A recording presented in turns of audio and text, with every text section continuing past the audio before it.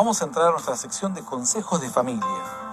Nosotros compartimos a veces experiencias propias, pero lo más importante es compartir experiencia en la palabra de Dios, el conocimiento de cuál es la perfecta voluntad de Dios.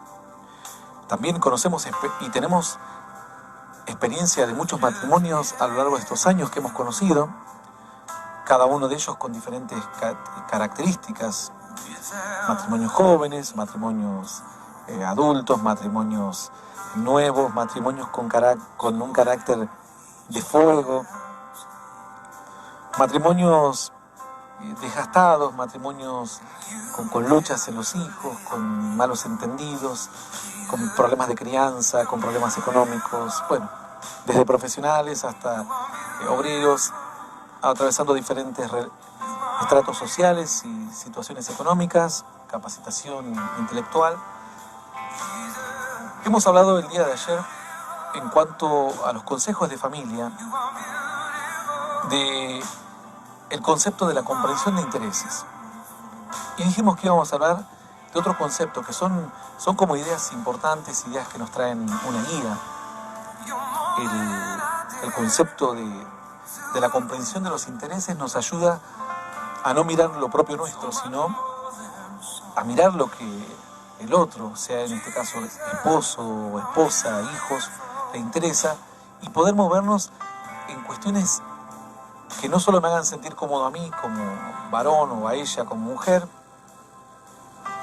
sino también que le hagan sentir la vida más divertida, más interesante a los niños o a los jóvenes. A veces los chicos tienen 17 años y los queremos tratar como si fuesen niños de 11 o de 8 años y le decimos anda a jugar, como el de 17, 18 tiene otras complejidades en su desarrollo, en su etapa personal, y más en el tejido social, que a veces es muy difícil encontrar un lugar. Si uno no es hijo de una persona adinerada o de una persona importante o famosa, si uno no tiene cierto color de ojos o una altura o color de cabellos, o si uno no tiene un buen parecido, es muy difícil encontrar un lugar en la sociedad. La sociedad se abre las puertas siempre y se rinde ante ciertas cualidades como el dinero, el poder, la belleza, la influencia, el famoso, pero te cierra las puertas en la cara constantemente si no tenés ninguna de estas características. Entonces, nuestros hijos hoy, a través de las redes sociales, ven su realidad de que viven en un barrio humilde, y mientras su influencer, por así decirlo, su referente de Instagram, está tirado en una reposera en Bali, tomando jugo de coco y sacándose selfies en playas paradisíacas. Él entonces comienza a odiar su vida, a aborrecer su realidad, aborrece el trabajo del padre porque trabaja en una fábrica, aborrece a la madre porque nunca se capacitó, desprecia a sus hermanos, a aquel que quizás no terminó la secundaria, desprecia todo, desprecia su raza, desprecia su país, desprecia su carácter, termina odiándose a sí mismo. Uno cuando es joven, el mundo es muy complejo, muy complicado para uno, porque uno no sabe qué lugar le corresponde y tiene que abrirse camino peleando, luchando. Además, no saber si estamos preparados para entablar una conversación. A veces uno le pregunta al joven, ¿qué te parece? Y no puede responder ni sí siquiera por la vergüenza, por miedo a equivocarse, porque rápidamente ha dejado de ser un niño y ahora está siendo un adolescente o joven. Entonces hemos hablado de los conceptos de los intereses que debe haber en la familia, la comprensión, comprender los intereses diversos. Pero nos quedó pendiente el concepto de orden. Hablamos un poco de feminismo, hablamos un poco de machismo, quizás hoy tenga algo que ver el concepto de orden. Nos preguntaba un varón acerca del velo, ¿cierto? ¿Cuál era la pregunta? ¿Cuál es la historia más o menos del velo y por qué en algunas iglesias todavía lo siguen utilizando? Bueno, el velo, dice la Escritura que es una señal de autoridad, y esto se plantea como una costumbre.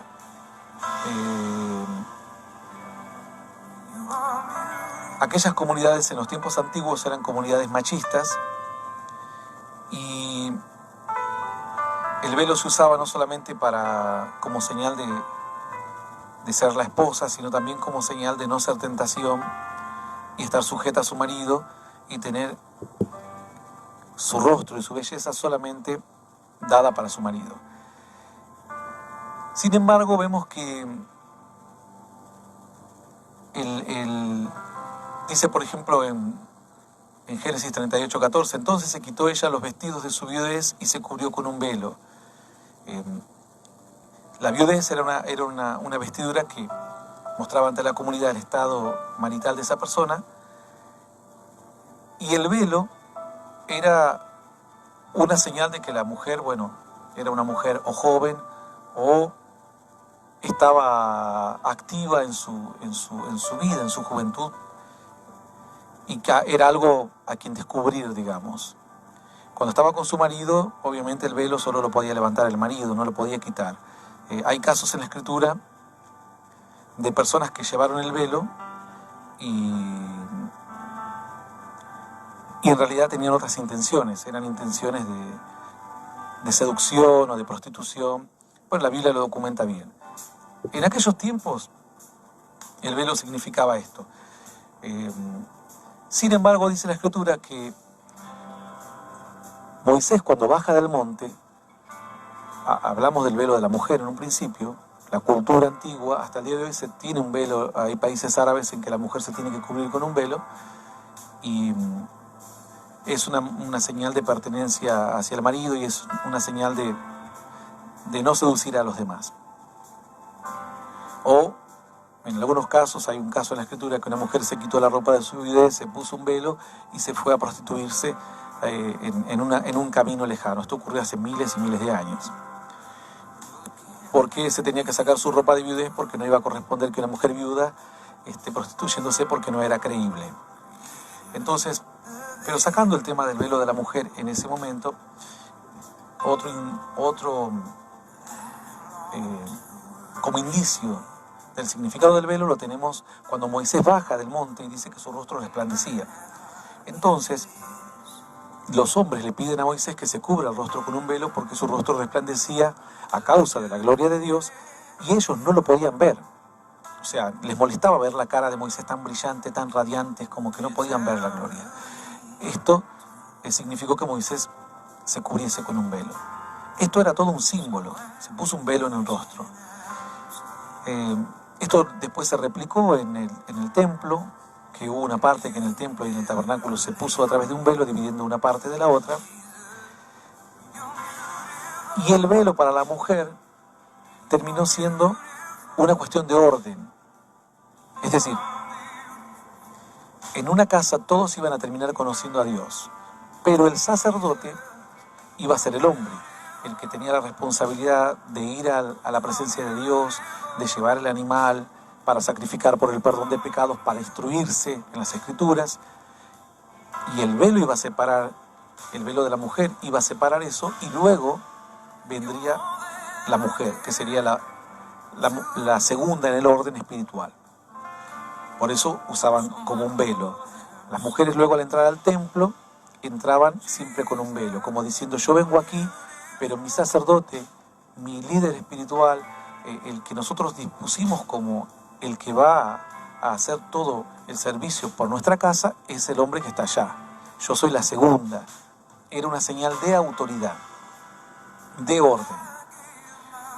En las Escrituras se dice que la mujer use velo, o sea que el hombre no tiene que cubrirse la cabeza, porque por una señal de autoridad, como diciendo, está relegando, está dejando de lado la autoridad a otra persona.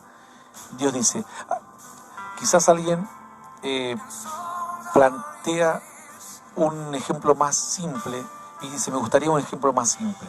Bueno, uno entra a un ejército y hay un hombre con 2 tiras rojas en el pecho y hay otro con una tira y hay otro con una estrella. Uno va a saber, el que tiene la estrella, que es más importante que el que tiene las tiras. Y si tiene 3 estrellas va a ser más importante que el que tiene una.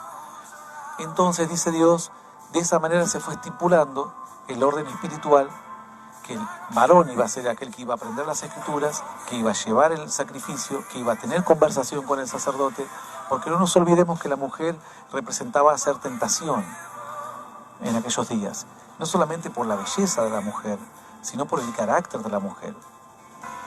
La mujer tiene características distintas que hace que el hombre, al estar quizás hablando mucho tiempo con la mujer, empiece a pensar en algo más.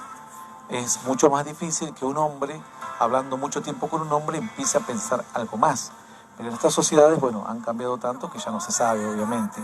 En aquellos días era mucho más fácil que un hombre frente a una mujer simpática que habla y que es cariñosa y todo pueda pensar algo más, no así con un hombre.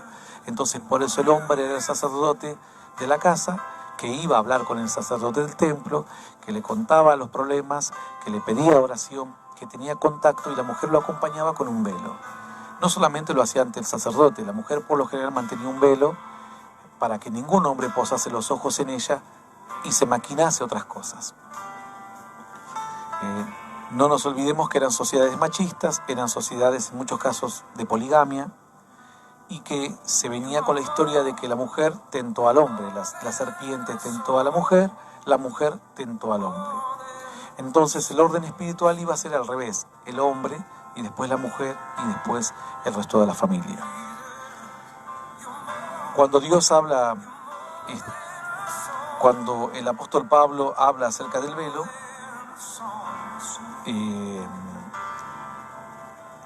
habla diciendo que el hombre no debe llevar velo por una cuestión de autoridad. Es decir, el hombre no puede cambiar su lugar de orden, tiene que tener su lugar de orden. Dice, por ejemplo, 1 Corintios 1:15, dice, o 1:14. Vamos a leer desde el 12. Porque así, como la mujer procede del varón, también el varón nace de la mujer, pero todo procede de Dios. Juzgad vosotros mismos, ¿es propio que la mujer ore a Dios sin cubrirse la cabeza? La naturaleza misma no nos enseña que al varón le es deshonroso dejarse crecer el cabello. Por el contrario, a la mujer dejarse crecer el cabello le es honroso, porque en lugar de velo le es dado el cabello. El verso 16 dice, con todo eso, si alguno quiere ser contencioso, nosotros no tenemos tal costumbre, ni las iglesias de Dios. Bueno, aquí estaba hablando acerca de estas costumbres de que el hombre tenga el cabello largo o la mujer el cabello largo. Y él dice, ¿acaso la historia no muestra que la mujer con su cabello largo está figurando el velo como que es segunda en autoridad en la casa? ¿Acaso no sabemos que el hombre no puede entrar al templo con un velo porque está mostrando que él no es el líder espiritual, el referente espiritual de la casa?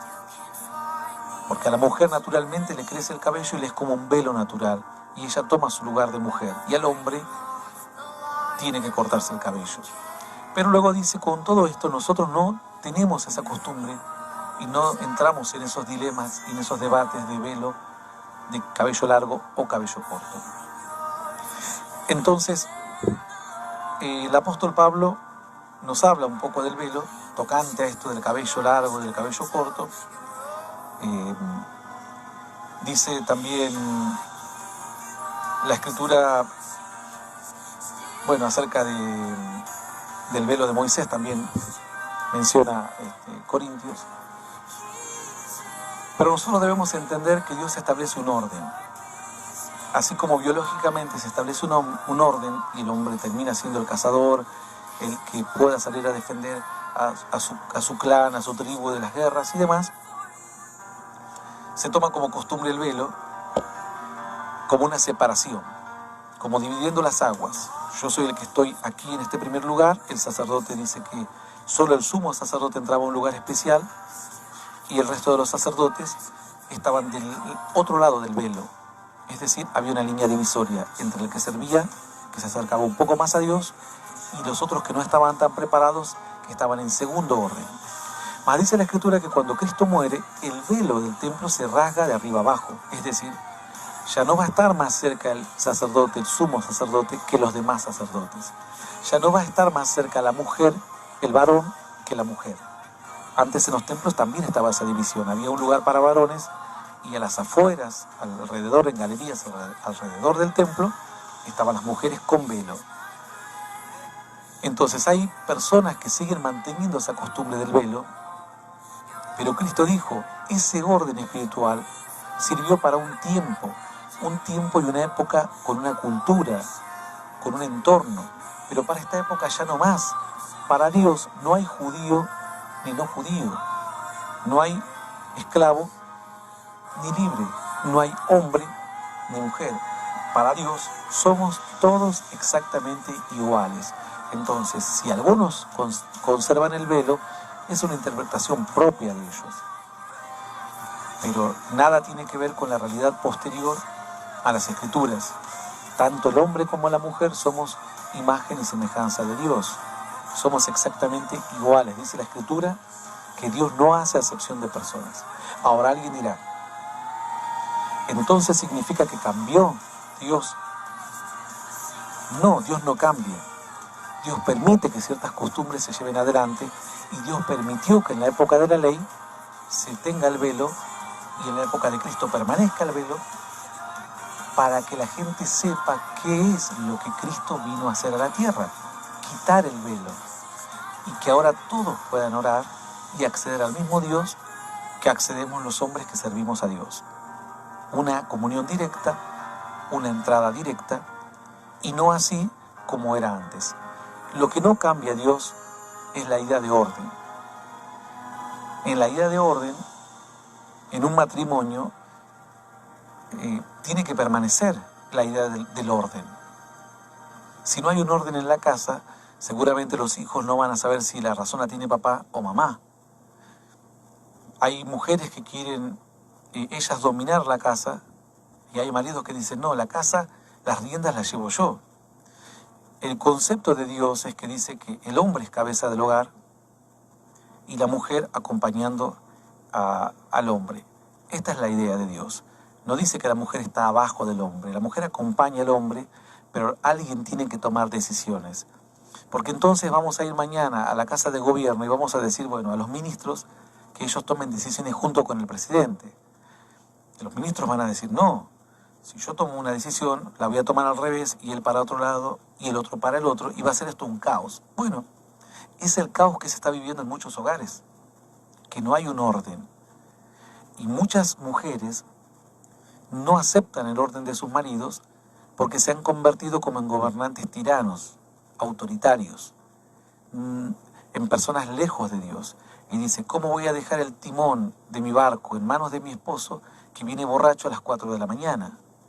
Entonces ahí toda la historia se empieza a dar vueltas y el orden de Dios se establece mientras el varón es un ejemplo, es el responsable, es el que aparece cuando tiene que aparecer, cuando otras, como hablábamos ayer, a veces el carácter de la mujer se quiebra o su punto de soportar ciertas presiones es mucho más frágil que la de muchos hombres, es donde debe aparecer el varón. Cuando hay que sacrificar es donde debe aparecer el varón. Cuando hay que actuar es donde debe aparecer el varón. Pero como hay muchos varones lejos de la voluntad de Dios, que no tienen ejemplos claros de roles de un padre de familia, que se han creado en hogares disruptivos, en hogares ensamblados, entonces la familia que ellos van a formar en un futuro va a ser una familia donde no hay orden, no hay un orden. La mujer dice, yo quiero que mis hijos me obedezcan. Pero cuando hay disensiones entre el marido y la mujer, ninguno quiere dar el brazo a torcer. Entonces los hijos ven esa tirantez que se está transformando el hogar en una democracia. Yo pregunto, ¿un papá con 5 hijos es una democracia? Entonces que le diga a los hijos que voten, si en lugar de estudiar quieren mirar tele, y yo creo que van a ganar los hijos porque son 4 contra 2. El hogar de una familia no es una democracia. Es una responsabilidad, es un proyecto por medio del amor, de la entrega, del cuidado, de la protección, de la instrucción, del acompañamiento, pero tiene que haber un orden. Si no, los hijos hacen lo que quieren y después terminan en la cárcel con 15 años, con 18 años y nos preguntamos por qué. Obviamente esto es mucho más profundo. Las leyes hoy no están ayudando porque quieren quitarle toda autoridad a los padres, pero bien que ellos después permiten que los policías los apalen a nuestros hijos con 14, 15 años cuando cometen un error, o ridiculizarlos como ridiculizaron al surfer, que es un muchacho nada más, que todavía no tiene asentada su personalidad, en lugar de permitir que nosotros como padres tengamos más autoridad sobre nuestros hijos. Hay países que le han quitado toda autoridad a los padres. Entonces los hijos están rebeldes, los hijos no entienden cuál es el camino. Sería como un país en el que se sacan y se quitan todas las leyes y se deja que la gente haga lo que quiera. Ningún país funciona sin leyes, ningún hogar funciona sin orden. Tiene que haber un orden. La mujer tiene que ser sabia y decir, bueno, yo entiendo que él está preparado y voy a dejarle las responsabilidades para que mis hijos tengan una imagen y sepan cómo tomar decisiones. Después decimos, yo no sé por qué mi hijo me salió así como medio pollerudo, y porque nunca dejaste que tu marido tenga un rol fuerte, por miedo a que sea un machista, y tus hijos no tienen una imagen, no saben cómo hacer, no saben cómo funciona un hogar. Entonces fracasarán ellos, tristemente, o tomarán una reacción contraria de machistas y golpear e tratar de imponer ideas por la fuerza, cuando eso no es el camino. Y en la familia tiene que haber una unión, una comunión, puede haber discusión de ideas y plantear resultados, pero tarde o temprano alguien tiene que tomar decisiones. Alguno dirá, bueno, yo, pastor, plantearía que las decisiones las tome yo, que soy mujer, y mi marido, que obedezca. Bueno, pero yo te voy a decir algo. La naturaleza dice que la mujer está mucho más capacitada que el hombre para dar afecto, para dar cariño, para abrazar a sus hijos, para expresarle amor. Lo hace desde que lo lleva en el vientre, luego cuando lo tiene amamantando y demás. Nosotros los hombres no somos buenos para eso. Serás tú una mujer autoritaria y tus hijos serán faltos de cariño, porque nosotros, por más esfuerzo que hagamos, no nos nace, no tenemos esa característica que tienen las mujeres. La naturaleza te dice que nosotros estamos más preparados para esforzarnos, para estar más tiempo fuera, para sacrificarnos, para arriesgarnos, y no tanto para dar órdenes, para hacer cumplir, para poner como cara de perro cuando tenemos que poner cara de perro, y no así para ser tan amorosos como puede ser una mujer que tiene amor de sobra y cariños de sobra. Cada uno intentará su forma. Yo prefiero intentar la forma bíblica. A nosotros, hasta el día de hoy, creo que nos ha dado resultados. Ya estamos en ¿cuántos años llevamos, Mariana? 27 años vamos a cumplir ya este año de matrimonio. Yo creo que si hubiésemos entrado en un debate y en una tirantez constante de a ver quién decide, no hubiésemos llegado tan lejos. Porque no se puede andarán dos juntos, dice la Escritura, si no se pusieran de acuerdo. Se tiene que estar de acuerdo. Errores el hombre puede cometer, la mujer puede cometer errores.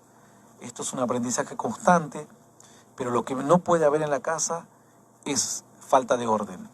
Los padres, los dos juntos, tienen que mantener un orden, y quizás al momento de exigir, el padre puede exigir.